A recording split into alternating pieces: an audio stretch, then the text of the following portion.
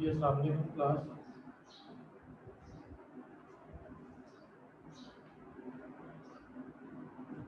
बेटा previous topic जो हम लोगों ने डिस्कस किया था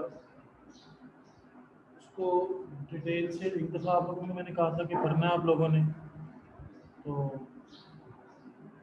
क्या आप लोगों ने उसको पढ़ा था?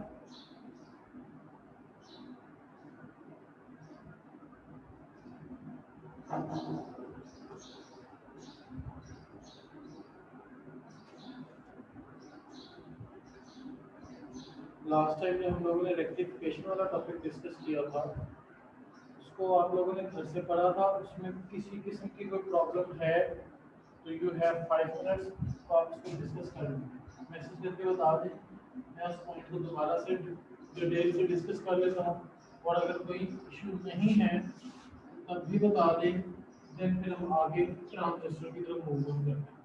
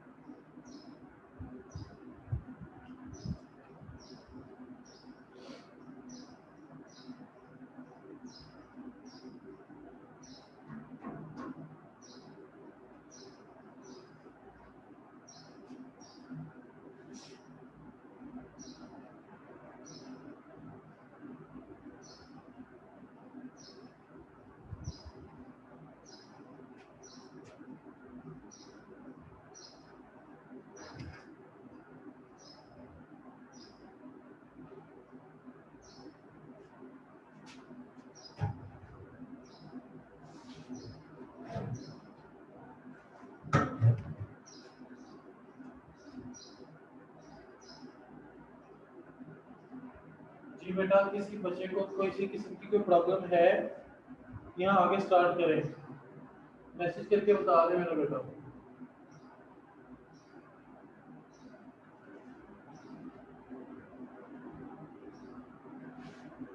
चलें जी, today our topic is about transistor.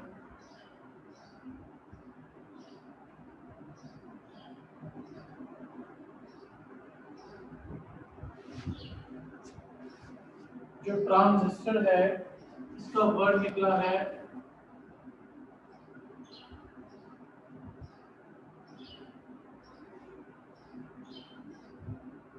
ट्रांजिस्ट से, इसका मतलब होता है मुंतकिल होना, कन्वर्जन जिसको हम लोग बोलते हैं। अब अगर इसका मतलब कन्वर्जन है तो इसका मतलब आपका इलेक्ट्रॉन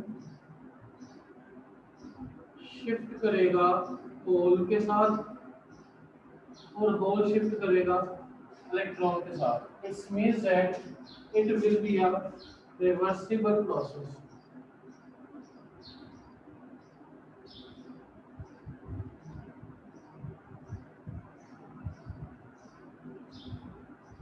कौन सा प्रोसेस है मेरा बेटा? ये reversible process.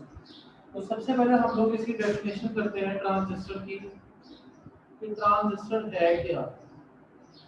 Bye define transistor का मतलब क्या होता है? ट्रांजिस्टर जो है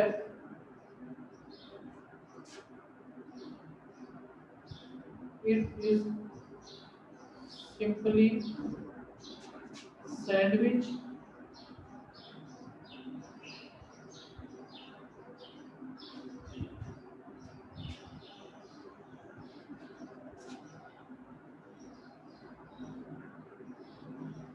of one type of semiconductor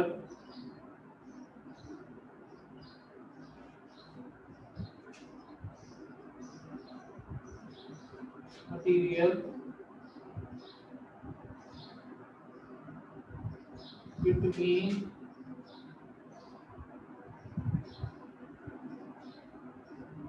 two of others type.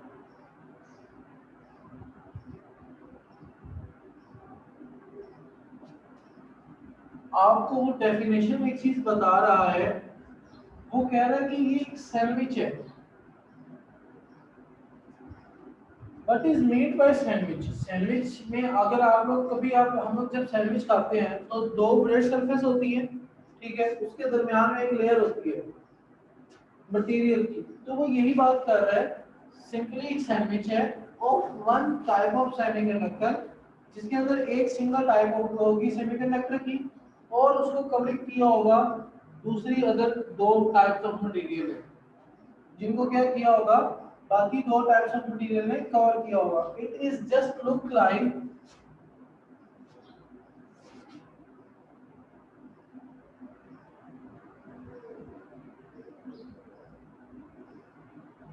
ये मैं दो मटेरियल बना रहा हूं,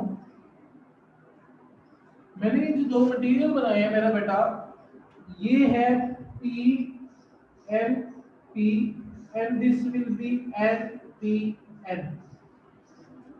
अगर आप इस डायग्राम को देखें तो ये डायग्राम हमें ये शो करती है, this is the PNP transistor, this is the NPN transistor. Here N is a sandwich between two P type material.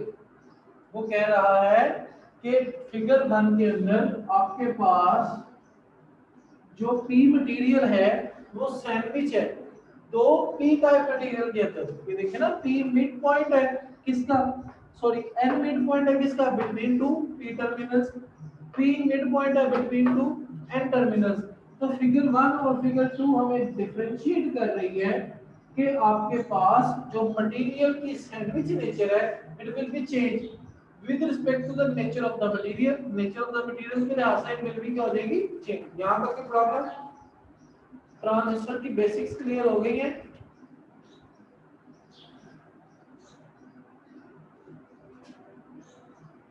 अच्छा जी, उसके बाद हम बात करते हैं इसकी टाइप्स की।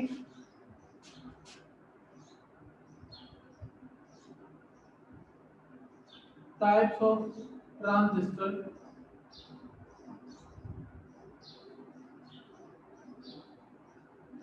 तो बेटा जब हम इसकी टाइप्स की बात करते हैं, देयर आर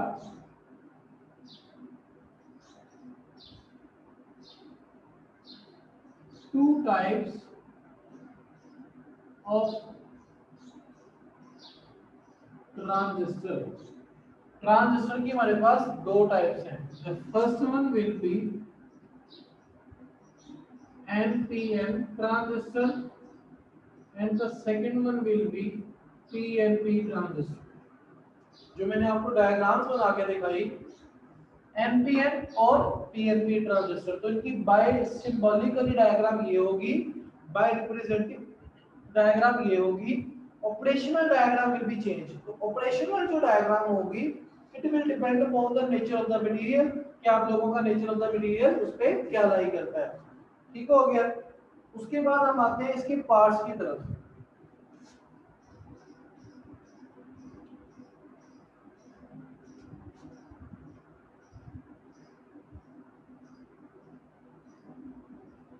बेटा इसके मेजर जो है वो तीन पार्ट्स हैं। The first one will B base,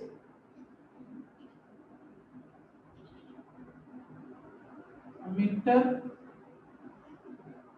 and the third one is collector।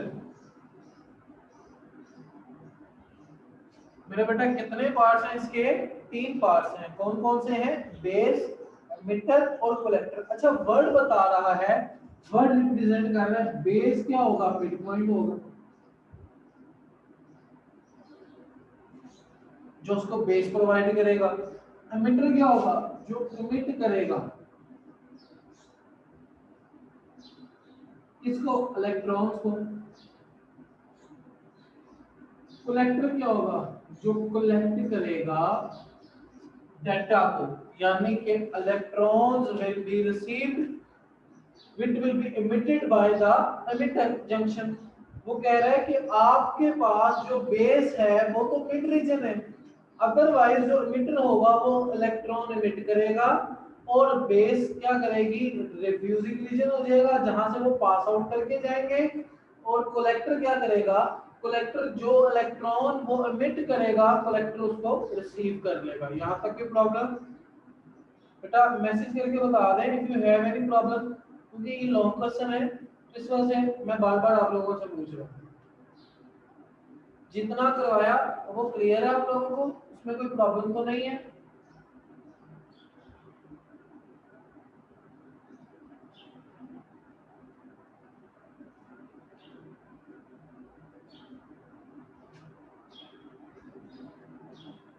Class में प्रेजेंस शो करें, पार्टिसिपेशन दिया करें क्लास में। तो काइंडली मैसेज करके बताएं कि जितना बड़ा उसमें यानी कोई प्रॉब्लम है आप लोगों को।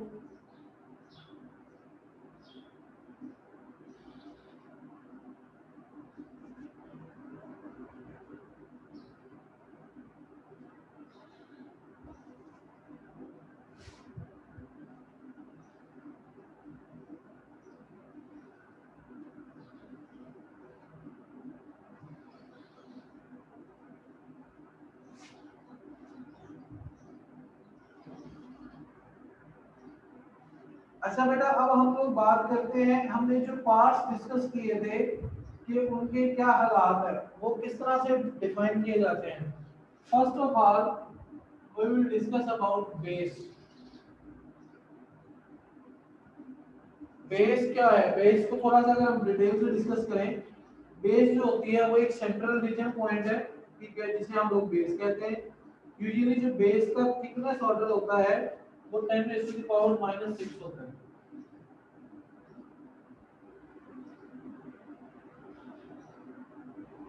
थिकनेस ऑर्डर कितना होता है, 10⁻⁻⁶।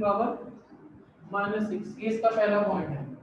दूसरा पॉइंट है it is the least concentration of impurity as compatible to emitter and collector।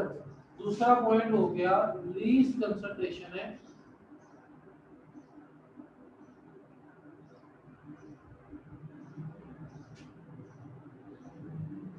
as compared to others, यानी कि बेस जो है उसका मटेरियल कम रिएक्टिव होता है as compatible to collector and emitter.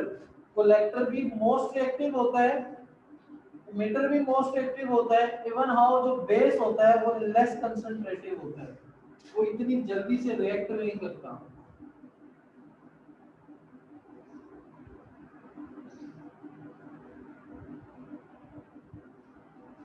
The third point will be it has key role in transistor. It controls the flow of electron from emitter to collector.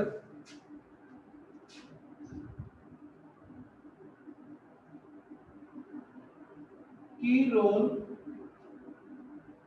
in transistor. की role क्यों play करता है वो, क्योंकि आपके पास ये देखो ये डायग्राम बना रहा हूं, ये रीजन है बेस का। अब यहां पर एमिटर मौजूद है और यहां पर कलेक्टर मौजूद है। तो जब इलेक्ट्रॉन्स एमिट करेंगे एमिटर से कलेक्टर की तरफ जाने के लिए, तो they must pass by this way, उन्हें बेस को क्रॉस करना पड़ेगा। अब बेस अगर उसे क्रॉस करने नहीं देती, एमिटर को कलेक्टर के पास जाने नहीं देती, तो क्या एमिटर अपने इलेक्ट्रॉन एमिट करके कलेक्टर की तरफ मूवमेंट करवा सकता होगी? It's not be possible. क्यों? क्योंकि बेस एक बॉर्डर लाइन की तरह है जो दरमियान में एक मेन की रोल प्ले कर रहा है। अगर base will not allow to electron emit from emitter to collector, तो it will be not emitted, वो एमिट नहीं कर सकते। यहां तक क्लियर है सब कुछ? Now we will discuss about emitter. अब हम एमिटर को डिस्कस करते हैं बेटा। एमिटर क्या है बेटा आपके पास? Emitter has a great concentration of impurity of atom as compatible to collector. It has more charge carriers than collector. उसने कहा ये मोस्ट रिएक्टिव है। पहली property, most reactive as compared to collector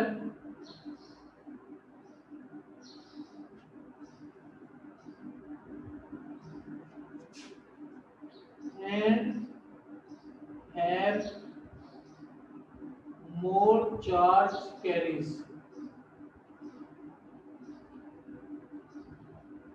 तो बेटा पहली प्रॉपर्टी ही उसकी क्या होगी? एमिटर का मतलब क्या है? Electron will be excited when electron will be excited. तो जब इलेक्ट्रॉन एक्साइट होगा they try to jump into the one region to another region, वो अपने एक रीजन से दूसरे रीजन तक जाने की कोशिश करेगा, भरपूर कोशिश करेगा। तो जब वो भरपूर कोशिश करेगा इसका मतलब it will be most reactive. वो क्या होगा मेरा बेटा? मोस्ट रिएक्टिव होगा तो एक रीजन से दूसरे रीजन में जाएगा ना। अगर वो मोस्ट रिएक्टिव ही नहीं होगा तो it will be not diffuse, वो बेस को ही क्रॉस कर सकेगा। तो मेजर रोल है मोस्ट रिएक्टिव और मोर चार्ज कैरीज का। इस पॉइंट में दो मेजर रोल है, कौन कौन से हैं? मोस्ट रिएक्टिव और मोर चार्ज कैरीज का। अब हम एमिटर की दूसरी प्रॉपर्टी की तरफ मूव ऑन करते हैं कि जो उसकी दूसरी प्रॉपर्टी है वो हमें क्या सिखाती है जी। एमिटर की दूसरी प्रॉपर्टी है, अच्छा उसकी बुक पर अगर आप लोग देखें तो एक डायग्राम बनी हुई है। डायग्राम अगर मैं आप लोगों को बना के दिखाऊं तो एनपीएन ट्रांजिस्टर की जो डायग्राम है वो यूं बनी हुई है। Emitter base collector. अगर आप लोग यहां पर देखें तो एक चीज ये एरो एरो शो कर रहा है, ये डायरेक्शन मींस के एंटी क्लॉकवाइज। तो दूसरी प्रॉपर्टी है in figure arrow shows that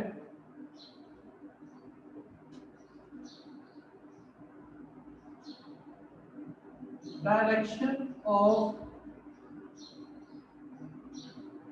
conventional current, वो आपको कह रहा है कि इस डायग्राम के अंदर बेटा याद रखना पीएमपीएम की ये है, पीएमपी में मैं बना देता हूं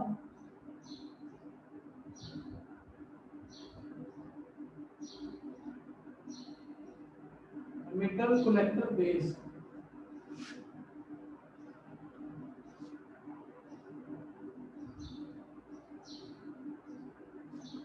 अगर आप लोग देखें एनपीएन के अंदर जो आपके पास डायरेक्शन ऑफ करंट है वो एंटी क्लॉकवाइज शो हो रही है, और जो पीएनपी है उसमें जो डायरेक्शन ऑफ करंट है वो क्लॉकवाइज शो हो रही है। यानी कि जो एरो है एमीटर के ऊपर in the form of NPN या in the form of PNP, ये क्या शो कर रहा है? कन्वेंशनल करंट की डायरेक्शन को। एनपीएन के अंदर जो कन्वेंशनल करंट है वो एंटी क्लॉकवाइज है, पीएनपी के अंदर जो कन्वेंशनल करंट है वो क्लॉकवाइज है। Is that clear? कोई प्रॉब्लम यहां तक? उसके बाद वो तीसरा पॉइंट डिस्कस कर रहे हैं, the width of the emitter is slightly smaller as compatible to collector.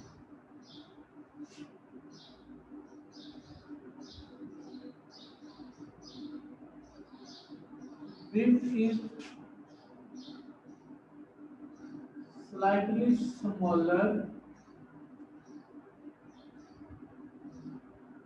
as compared to collector। अब इसके अंदर इस पॉइंट के अंदर मेन की रोल कौन कौन से हैं? इसमें डायरेक्शन ऑफ कन्वेंशनल करंट वाला है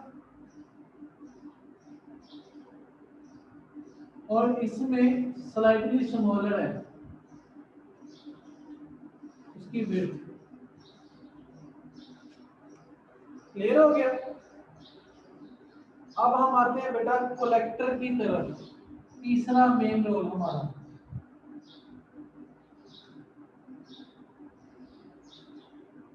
कलेक्टर, ये एमिटर हो गया था और ये बेस हो गया था, ठीक है। तो अब हम लोग जब कलेक्टर की तरफ मूव ऑन करते हैं, collector function, collector majority charge carriage, पहला पॉइंट क्या है इसका, collector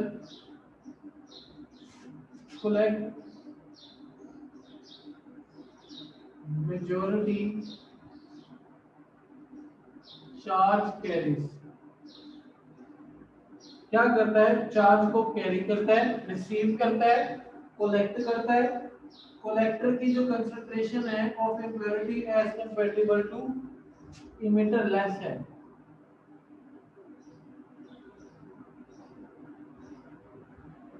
less impurity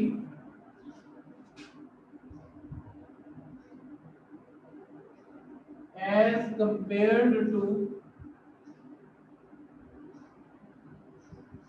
emitter, emitter के मुकाबले में इसकी जो इम्प्योरिटी है वो क्या है, कम है, क्योंकि ये डाटा रिसीव करता है और डाटा रिसीव करके आगे ट्रांसफर करता है। तो जब ये डाटा रिसीव करके आगे ट्रांसफर करता है तो क्या होगा उसके रिजल्ट में, उसके रिजल्ट में बेटा ये होगा कि इसकी इम्प्योरिटी कम होगी, क्योंकि इसमें सिर्फ डाटा रिसीव करना है, emitter एमिट करना है ना, तो मैक्सिमम पावर emitter को चाहिए होगी, ये वजह होगी।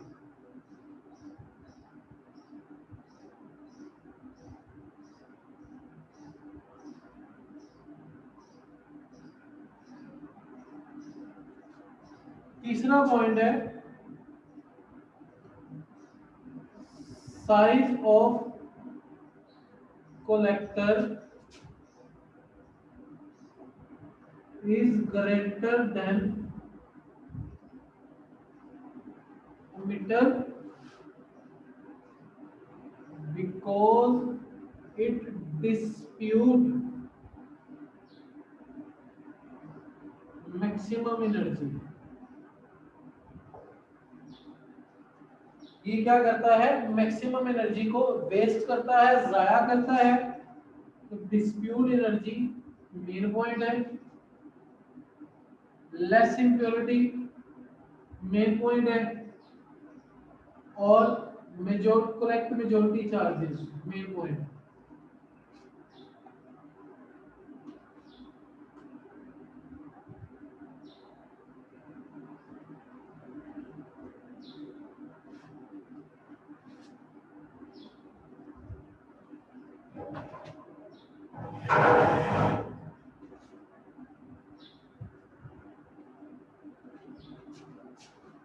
यहाँ तक जितना पढ़ाया है उसमें कोई देखें, बुक से पढ़ें, कोई प्रॉब्लम है तो मुझे मैसेज करके बताएं जल्दी से, 5 मिनट आपके पास।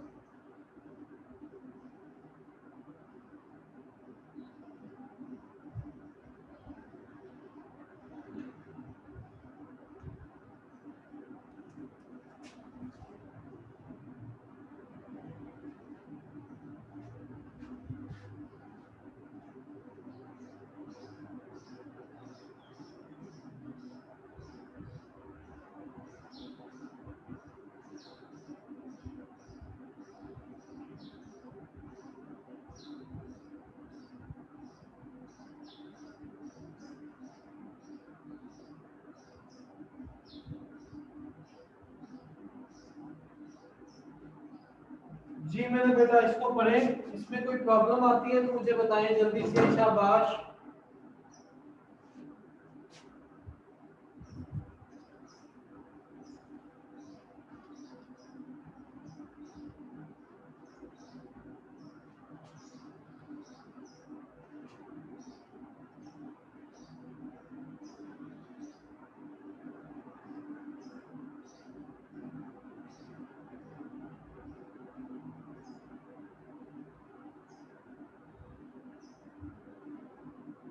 जी बेटा जी, कोई प्रॉब्लम है यहाँ तक?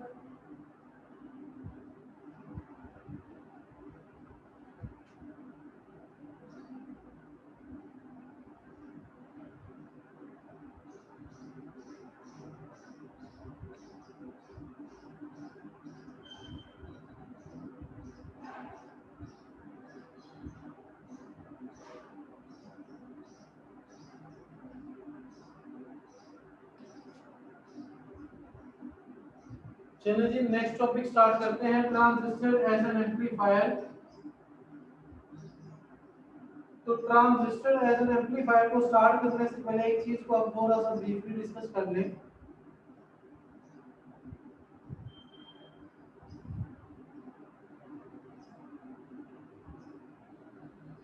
वो चीज क्या है,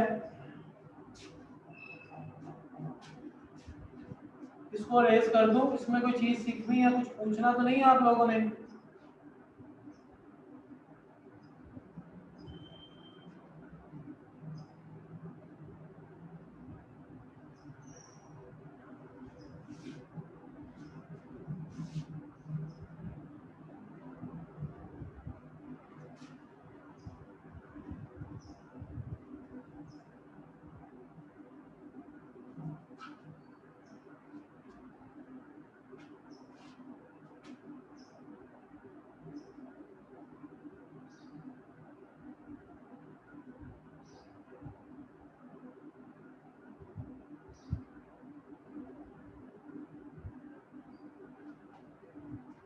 Now, the next topic is transistor as an amplifier.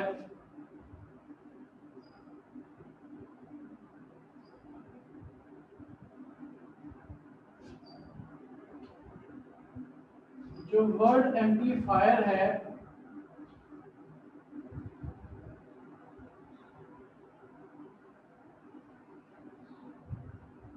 Amplify से निकला है, इसका मतलब होता है इनलार्ज करना।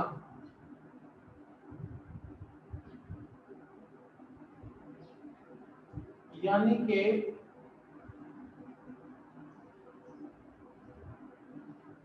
मिनिमम इनपुट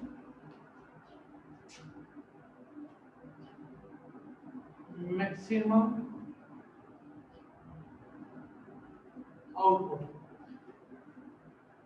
क्या मतलब है इसका? मिनिमम इनपुट और मैक्सिमम आउटपुट। ठीक है। अच्छा बेटा, ट्रांजिस्टर एज एन एम्पलीफायर के एम्पलीफाई का मतलब क्या होता है? वर्ड एम्पलीफाई निकला है बड़ा करना, मैक्सिमाइज करना किसी भी चीज को। आप लोगों ने अक्सर डीजे जिस पर हमारे गाने वगैरह शादी ब्याह पर हम प्ले करवाते हैं, उसके ऊपर जब आप देखो एक एम्पलीफायर लगा होता है। वो एम्पलीफायर क्या करता है? वो आपकी मिनिमम इनपुट को मैक्सिमम आउटपुट में चेंज कर देता है। मतलब कम साउंड को मैक्सिमम साउंड में क्या कर देता है? वो क्रिएट कर देता है। ठीक है। तो मैं इसकी जरा डायग्राम बना लूं, आप अपनी बुक की तरफ जरा तवज्जो दें और इसकी जरा डायग्राम देखिए। मैं अपनी जगह इसकी डायग्राम बनाकर आपका इसको डिटेल आपके साथ डिस्कस करता हूँ। तो फर्स्ट ऑफ ऑल इसके अंदर भी तीन मेजर पार्ट्स हैं। वो मेजर पार्ट कौन कौन से होंगे? कलेक्टर, बेस और इमिटर।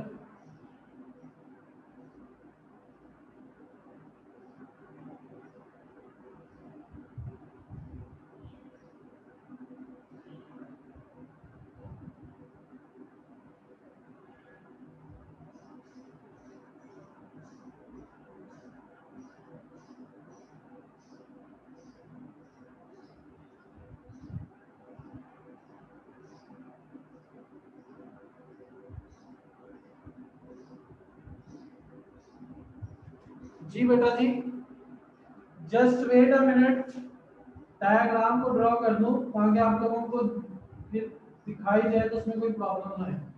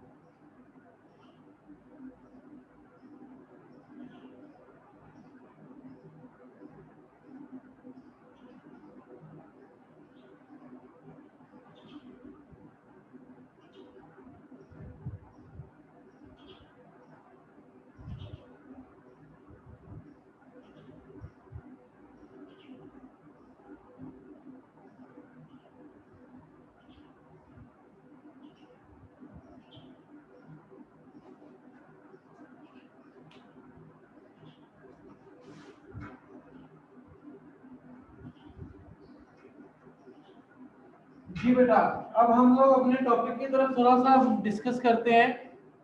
डायग्राम इसकी आप लोगों को शो हो गई होगी।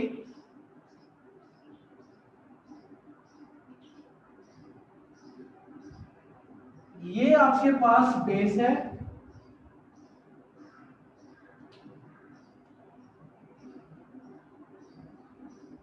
कलेक्टर,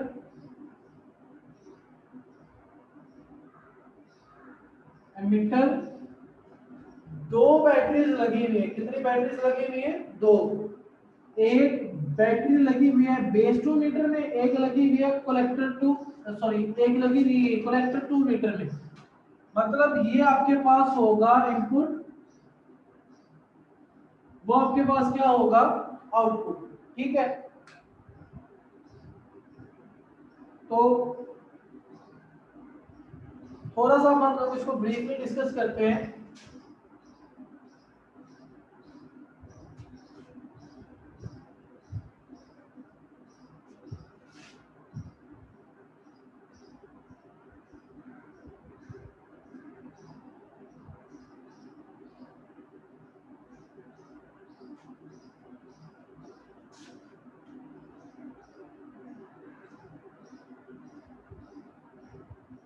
डिवाइस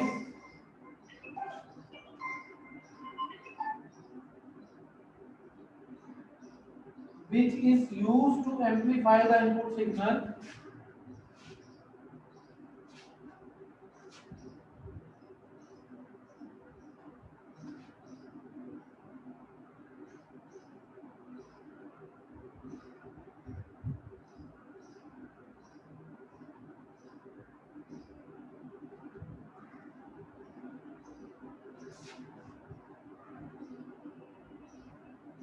called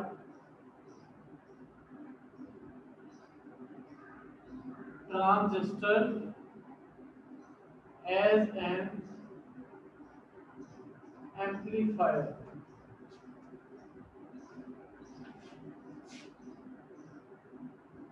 ये होगी इसकी डेफिनेशन। ठीक है, थोड़ा सा इसकी डिटेल डिस्कस कर लेते हैं। A simple trans amplifier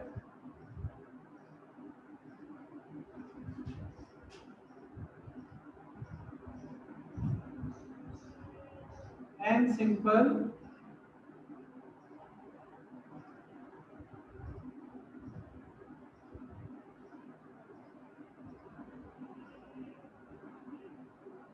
amplifier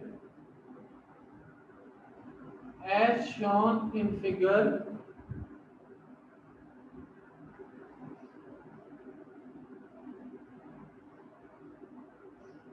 is attached with base to emitter input and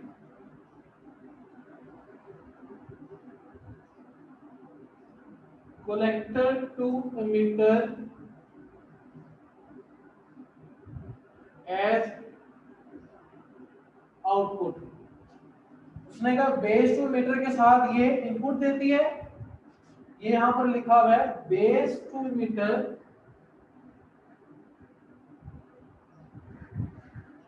input देती है ये, और कलेक्टर टू मीटर आउटपुट देती है ये।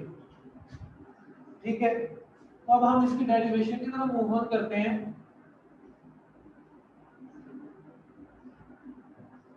जब हम इसकी डेरिवेशन की तरफ मूव ऑन करेंगे by current gain equation,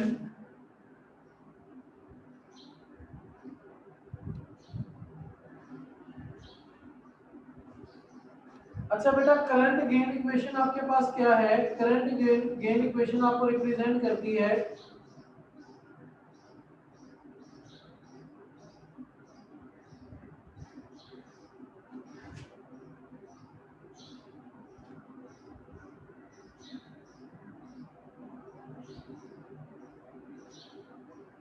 beta is equal to I C over I B, beta is equal to I C over I B.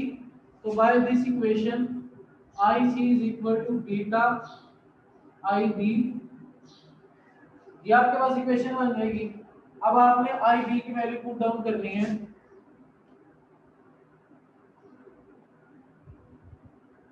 B B E divided by, B का मतलब है base to emitter R I E,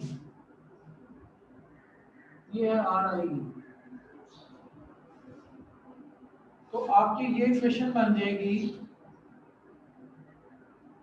so equation will be I C is equal to beta V B E divided by R I E, this is equation one, this is equation one, ये आपके पास equation one बन जाएगी। अब आपने क्या करना है, द आउटपुट वोल्टेज, आपको पता आउटपुट वोल्टेज किसके इक्वल होता है, कलेक्टर टू मीटर के। तो जब आपका output voltage collector to emitter के इक्वल है तो बाय आपको पता है V is equal to I R, तो V C is equal to I R plus collector to collector की बैटरी किसके इक्वल होगी, कलेक्टर टू मीटर की। तो जब आप वैल्यू पुट डाउन करोगे, यहां आप रिप्रेजेंट कर दो फोर कलेक्टर,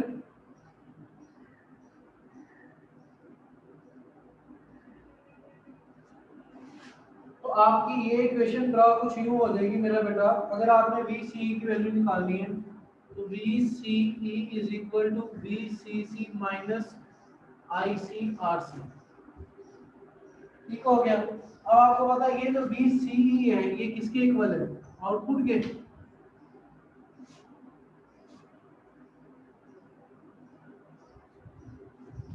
तो V output is equal to VCC minus ICRC, ये आपके पास आ जाएगी आउटपुट की इक्वेशन।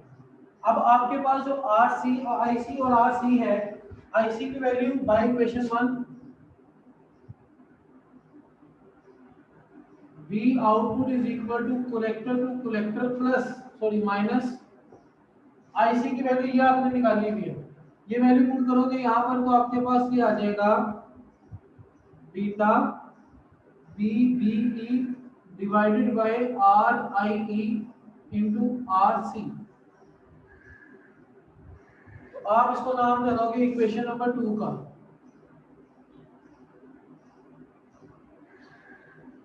इक्वेशन नंबर 2 का, ठीक है। अब आपने इनको चेंज करना है output with respect to change in voltage, तो VO plus delta VO is equal to आपके पास हो जाएगी VCC, ये कलेक्टर की बैटरी माइनस बीटा बाहर आ जाएगा आपका कॉमन, तो अंदर क्या बचेगा plus input beta common VBE, यानी कि ये किसकी है input divided by RIE into RC। ये जो आपके पास इक्वेशन ड्रा हुई है, ये इक्वेशन हो जाएगी आपके पास equation number 2, sorry equation number 3, 2 already draw हो गई, ये इक्वेशन आपके पास इक्वेशन नंबर 3। अब आपने क्या करना है, इक्वेशन 2 में से इक्वेशन 3 को सब्ट्रैक्ट करना है। तो जब आप इक्वेशन 2 में से इक्वेशन 3 को सब्ट्रैक्ट करोगे तो आपके पास जो रिजल्ट आ जाएगा वो आएगा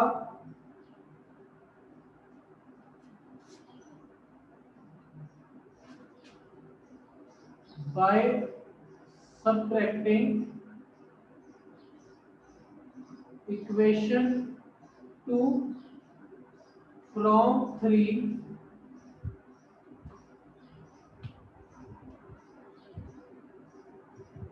the result should be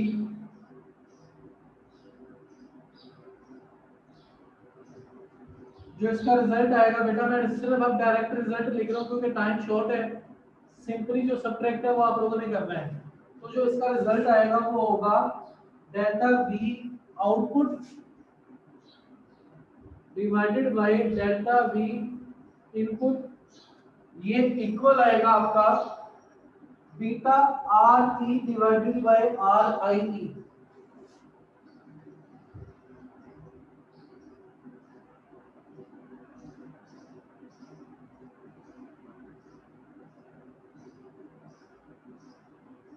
ये आपका सॉल्व रिजल्ट आ जाएगा। ठीक हो गया? नहीं जी, इसी के साथ हमारा आज का lecture transistor as an amplifier वाला हुआ खत्म। ऑलमोस्ट आपका ये जो चैप्टर है ये भी क्लोजिंग पे है। मैक्सिमम आपके कल के लेक्चर के अंदर आपका ये टॉपिक खत्म हो जाएगा।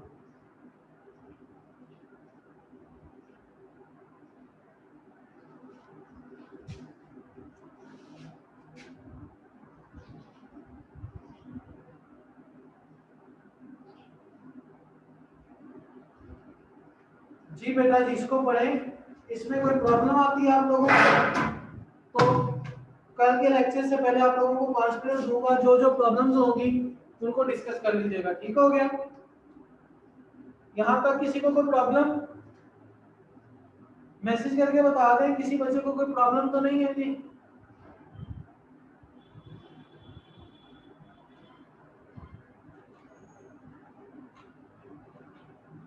ये मोस्ट इंपोर्टेंट लॉन्ग क्वेश्चन है बेटा, तो you should be attentive in the class में पार्टिसिपेट किया करें। अगर इसमें कोई प्रॉब्लम आती है कल के लेक्चर में 5 मिनट दूंगा, इसको डिस्कस कर लीजिएगा। इंशाल्लाह ताला कल आपका चैप्टर 18 खत्म हो जाएगा।